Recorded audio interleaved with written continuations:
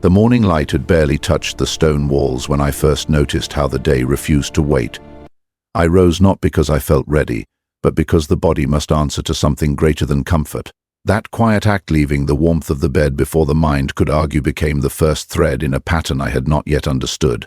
There was no grand declaration, no sudden revelation.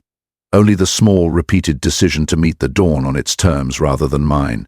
In those early hours the world still slept, and the silence felt almost heavy. I would sit for a few moments without reaching for anything, no scroll, no voice from outside, just breathing, observing the thoughts that arrived uninvited. Some carried yesterday's resentments, others whispered fears about what might come. I learned to let them pass without grasping, as one watches leaves drift on a river. The habit was simple: to begin the day not by doing, but by refusing to be carried away. Over weeks, then months, this stillness sharpened something inside. The mind grew less frantic, more like a steady flame than a scattering spark. When the first demands of the day arrived, work that felt endless, obligations that pressed from every side, the small interruptions that multiply like shadows at dusky, met them from a place that was no longer rattled at the first gust. A letter would come bearing bad news, a conversation would turn sharp, fatigue would settle in the bones like damp cold. Yet the pause was there, now brief but real. I would ask myself one question, almost in a whisper: is this within my power? Not as a formula recited, but as a quiet measuring rod held against the moment. Most often the answer was no. The event itself, the words spoken, the delay, the loss stood outside my hands. What remained inside was the judgment I placed upon it, the anger I fed it, the despair I allowed to take root. Recognizing that boundary did not erase the difficulty, it simply refused to let the difficulty own me entirely. I began to see how much suffering we add to what already hurts us. A sharp remark from someone I respected once left me brooding for hours.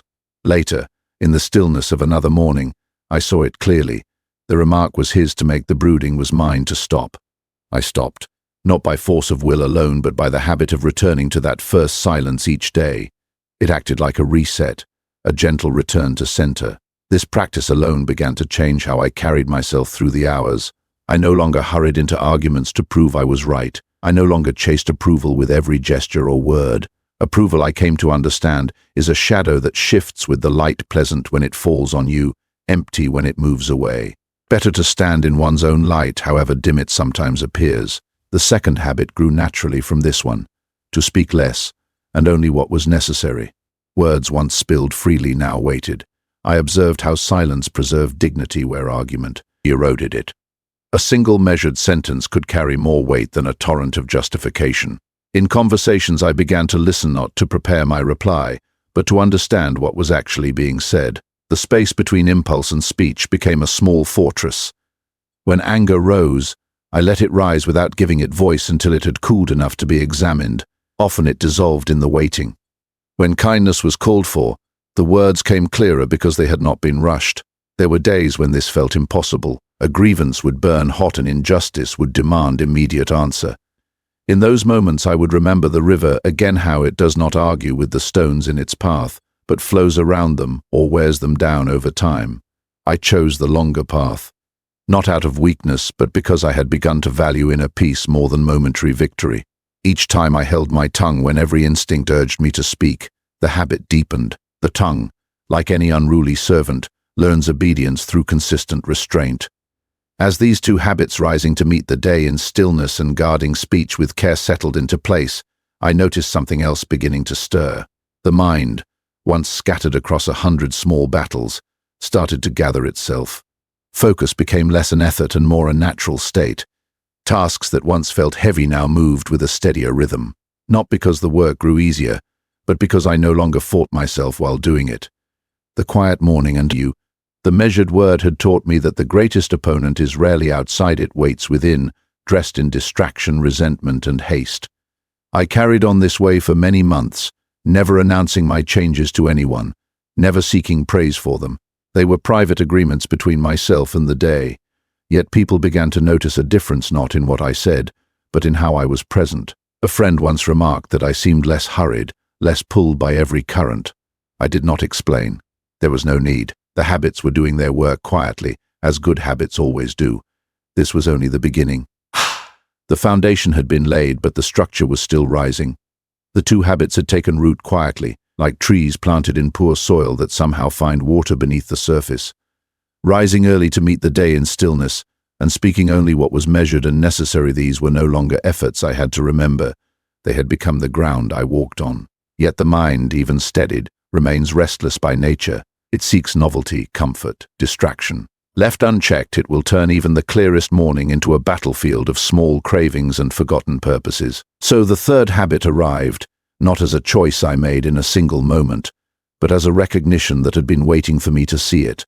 I began to choose discomfort deliberately. Not the dramatic kind, the heroic endurance of great trials, but the ordinary refusals that no one else would notice or praise. A cold shower, when the water begged to be warm. A plain meal when richer food stood ready. A walk in the rain rather than waiting for clear skies. These were not acts of self-punishment. They were small, repeated proofs that the will could be shaped, that comfort was not the highest good.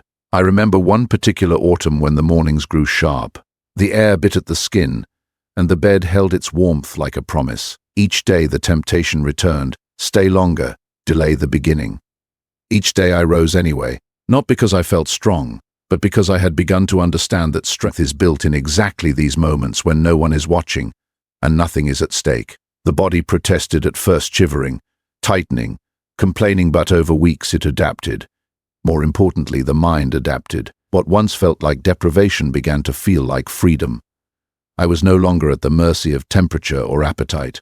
I could choose. This practice extended beyond the physical. When a task felt tedious or unimportant, I no longer postponed it in hope of a better mood. I began it precisely because the mood was poor. The principle was the same. Do not wait for the inner state to be favorable, make the action itself the favorable state. A letter that needed writing, a conversation that required honesty, a duty that carried no glory, each became an opportunity to practice obedience to reason rather than to feeling. The discomfort was never celebrated.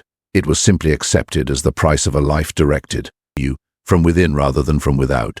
There were failures, of course. Days when the bed won, when the warm water ran anyway, when delay disguised itself as prudence. On those evenings the review would be sharper. Not cruel, but clear. I would sit with the candle and ask, why did you yield today?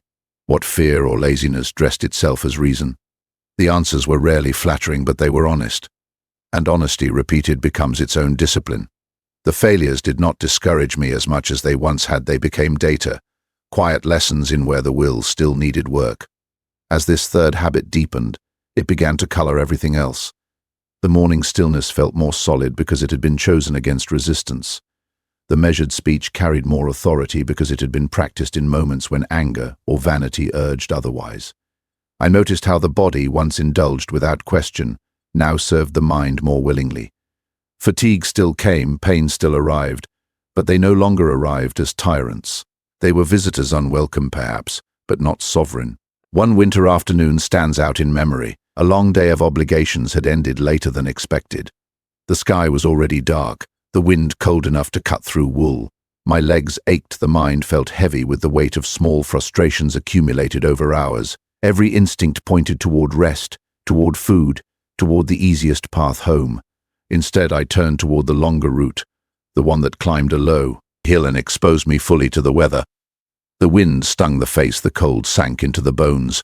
Yet as I walked, something loosened inside. The discomfort was real, but it was chosen. No one had forced it. No circumstance had demanded it. That single fact turned the suffering into something almost companionable. I was not its victim, I was its witness. By the time I reached home, the body was tired in a different way, clean, emptied of complaint. I sat then, as always, to review the day. The hill walk appeared in the ledger not as hardship endured, but as proof that the will had held. Nothing dramatic, no transformation announced to the world. Just one more small victory in a quiet war that only I could see. This habit of voluntary discomfort did not make life harder in the end. It made it lighter. The things that once controlled me, weather, appetite, mood, fatigue, lost much of their power. They remained, but they no longer ruled. And in their place grew a steadiness that felt less like achievement and more like return. Return to what a human being is capable of when he stops negotiating with weakness. The fourth habit followed almost inevitably. Once the day had been met with stillness, guarded with careful speech, and shaped by chosen difficulty, it needed to be examined. not in vague regret or self-pity, but in clear, unflinching light. So each night, before sleep claimed me, I sat alone and looked back. The practice was simple in form, rigorous in spirit. I asked three questions without hurry. What did I do today that aligned with reason and virtue? Where did I fall short and why? What can I do tomorrow to stand firmer? No excuses were permitted, no softening of the truth, yet neither was there condemnation. The review was not a trial, it was an accounting. Errors were noted plainly. Virtues, however small, were acknowledged without pride. In the beginning, the nights were uncomfortable. The mind resisted the mirror. It preferred to blur the edges, to remember only what flattered. But persistence wore that resistance down. Night after night, the ledger grew more accurate. I saw patterns emerge, how impatience returned under fatigue, how vanity slipped in when praise was near, how fear disguised itself as caution. Seeing the named robbed them of half their strength. What is seen clearly can be corrected deliberately. This nightly habit closed each day like a gate. Nothing was carried forward unresolved. Resentments that might have lingered were examined and released. Mistakes that might have repeated were studied and guarded against. Sleep came cleaner, less burdened, and the next morning's stillness began from a higher place, not perfect, but less encumbered. Together, these four habits formed something stronger than any one of them alone. They were not rules imposed from outside, they were agreements made inside, renewed daily. They asked for no audience, no reward beyond the quiet knowledge that the life was being lived with intention, rather than accident. Yet even this foundation, solid as it had become, was still incomplete. 3 more practices waited in the shadows, ready to rise when the first 4 had done their preparatory work. The 4 habits had become a quiet rhythm by then, like the steady turning of seasons that no one notices until the landscape has entirely changed. Morning stillness to anchor the mind, measured speech to guard the tongue, chosen discomfort to train the will, nightly review to keep the ledger honest. These were no longer separate acts. They flowed into one another, each supporting the next, each drawing strength from what came before. The life felt less like a series of isolated days and more like a single continuous thread being woven with deliberate care. Yet even this rhythm, steady as it was, left room for refinement. The mind, having been steadied and the will strengthened, now hungered for something beyond mere endurance. It sought nourishment, not in fleeting pleasures or distractions, but in what endures. So the 5th habit appeared, almost as a natural extension of the walks I had already begun taking in discomfort. Movement became not occasional exercise, but daily companionship. I chose no grand regime, no display of strength for others to admire. Each day, regardless of weather or mood, I walked, not for distance measured in miles, but for the simple act of placing one foot before the other while the thoughts settled. In summer, the sun pressed hard. In winter, the cold sharpened every breath. I went anyway. The body learned resilience in motion, the mind learned patience in repetition. There were mornings when the legs felt leaden, evenings when the mind begged for stillness instead of steps. I walked then most deliberately. On those paths, sometimes narrow lanes outside the town, sometimes the same familiar circuit around the walls, I observed how tightly the physical and the inner are bound. Neglect the body through laziness or excess, and the mind grows sluggish, irritable, prone to exaggeration of every slight. Care for it without vanity, and clarity returns. Seneca had understood this long before. The soul needs the body's vigor, if it is to bear the weight of reason through long trials. I felt the truth of it not as philosophy read, but as lived experience. A steady hour on foot cleared the fog that hours of sitting could not. Thoughts that tangled in the chair unraveled on the road. The walk also became a moving meditation. No music, no voices from devices, only the sound of my own steps, the wind, the occasional bird or distant cart. In that relative silence, the morning stillness extended itself. Problems that had seemed insurmountable at dawn often shrank to proper size by the time I returned. Not because solutions arrived magically, but because perspective returned. What had loomed large in the close quarters of a room appeared smaller against the open sky. I learned to carry difficulties lightly, not to dismiss them, but to refuse them unnecessary weight. This habit of daily movement did something else as well.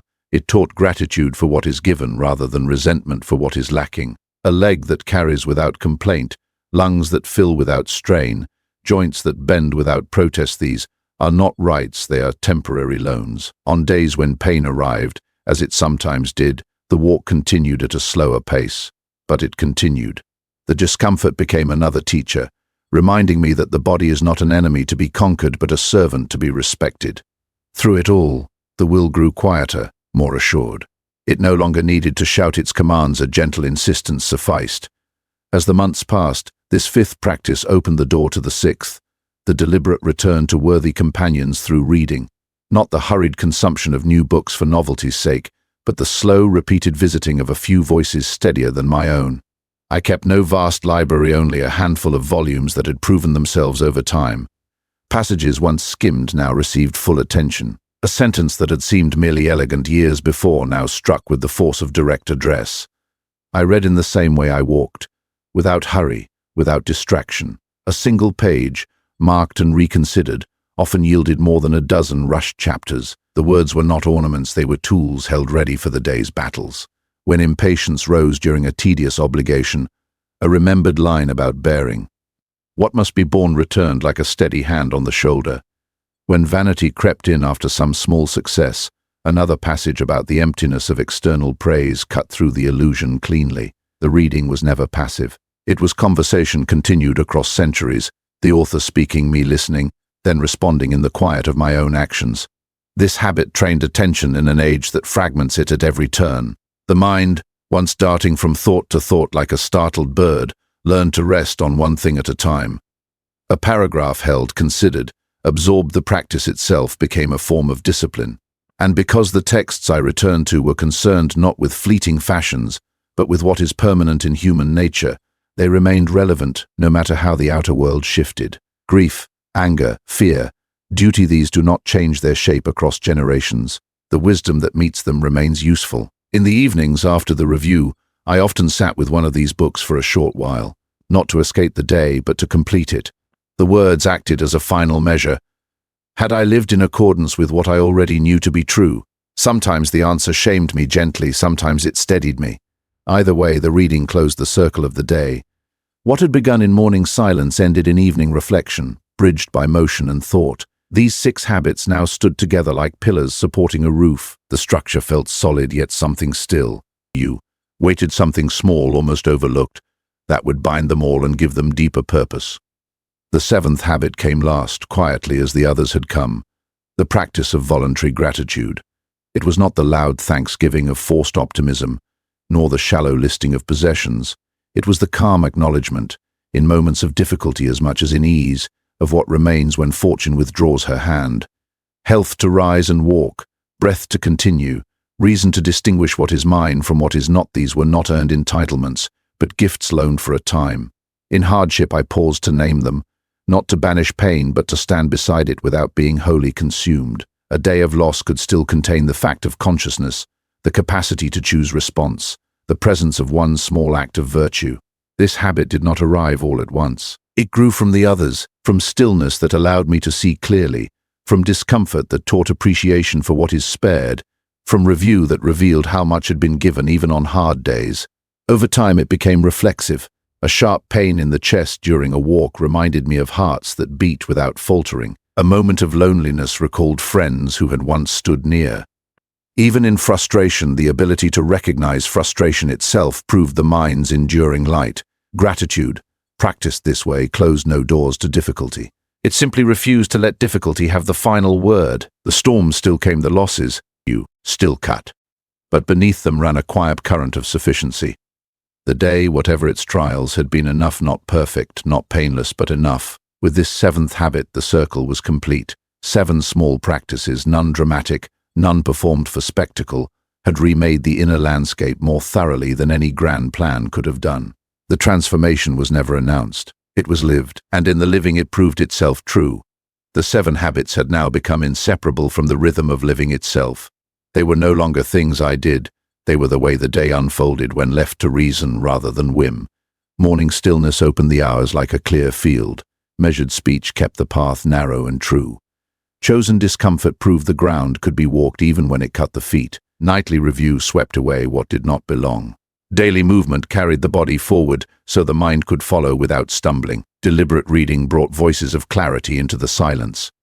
And voluntary gratitude reminded me in every season that sufficiency was not scarce but present, waiting only to be acknowledged. No single habit stood alone anymore. They leaned into one another like stones in a well-built wall. Remove one, and the structure would weaken, though not collapse at once. Together they held. The change they wrought was never the kind that announces itself with fanfare. There were no sudden transformations to recount at gatherings, no dramatic before and after. Tales to share. Life continued to bring what it always brings. Obligations that test patience, losses that wound quietly, joys that arrive unlooked for and depart too soon. What shifted was the interior response. Where once every gust could tilt the whole vessel, now the keel ran deeper. The storms still rose, the vessel still rocked, but it no longer shipped water at every wave. I recall a period when fortune seemed to turn against me more than usual. A friendship soured through no clear fault of mine. Work that had once felt purposeful grew heavy with repetition and small betrayals. Health faltered in ways that reminded me how fragile the body truly is. In earlier years, such a season would have left me brooding for weeks, measuring my worth against what had been taken, nursing resentment like a slow fire. This time the days passed differently. Not without pain. Pain was honest, and had its place, but without the additional suffering we heap upon ourselves. Each morning I rose and sat in the same stillness, watching the thoughts arrive. Anger at the friend's distance, worry about the body's signals, weariness with duties that seemed pointless. I let them pass without argument, as always. The question came as reflex. What is in my power here? The answer was narrow but sufficient. I could not force reconciliation. I could not command health to return on my schedule. I could not make the work feel noble by wishing it so. What remained was my own conduct. To speak truthfully, without bitterness, to care for the body without complaint, to meet each task as though it mattered even if no one noticed. The habits held me to that narrow path. During the long walks, the mind turned the difficulties over slowly, like stones smoothed by a river. Resentment that had felt justified at first began to appear petty when carried across miles. Worry about the future shrank when placed beside the simple fact of the present step. Gratitude arrived not as consolation but as counterweight. The legs still moved, breath still came, reason still distinguished between what could be borne and what could not. The reading reinforced it all. A passage about accepting what is given without demand returned again and again, no longer abstract but immediate. The nightly review closed each day without residue. Errors were noted, moments of impatience, silences that should have been speech, speech that should have been silence but they were not allowed to carry forward. Forgiveness, when it came, was not sentimental, it was practical. To hold a grudge against oneself is to double the burden. Through that difficult season, the habits did not promise relief from hardship. They promised only that hardship would not have the final authority, and it did not. The friendship never fully mended, but the bitterness dissolved. The work remained ordinary, yet I performed it with less inner resistance. The body recovered in its own time, and while it did, I learned to inhabit limitation without resentment. None of this felt heroic. It felt like ordinary human work carried out with ordinary human steadiness. Looking back across the years since those first quiet mornings, I see now that the transformation was never about becoming someone else. It was about ceasing to be at war with what I already was. The habits stripped away the unnecessary struggles, the endless negotiation with comfort, the pursuit of approval that shifts like sand, the habit of adding imagined suffering to real difficulty. What remained was simpler, a life met on its own terms, directed from within, answerable to reason and virtue rather than to mood or circumstance. This is not a path that ends. There is no arrival point where the work stops and perfection begins. Each day renews the agreement. Each morning tests it anew. The habits must be practiced, not possessed. They ask for attention not once but continually. Yet they ask nothing impossible, only what is within the reach of any person willing to begin small and continue faithfully. If these words have stayed with you through their length, it is perhaps because something in them echoes, something already known within you, a quiet recognition, a sense that life can be met more deliberately than we often allow. Begin then with what is smallest and nearest. Tomorrow morning, rise a little earlier than the body prefers. Sit for a few breaths without reaching for the world. Speak one sentence less than impulse demands. Choose one small discomfort, without announcement. Review the day before sleep asks no praise or pity. Walk when the legs would rather rest. Read a single page with full attention. Name one thing for which you can be grateful without forcing cheer. Do not aim for flawlessness. Aim for consistency. Let the days accumulate. The change will not shout its presence. It will simply be their steadier breath, clearer sight, quieter heart when you look back 1 year, 5 years, a lifetime from now. Reflect on this today. Practice the discipline quietly. Continue the growth. This is the way built by Stoicism.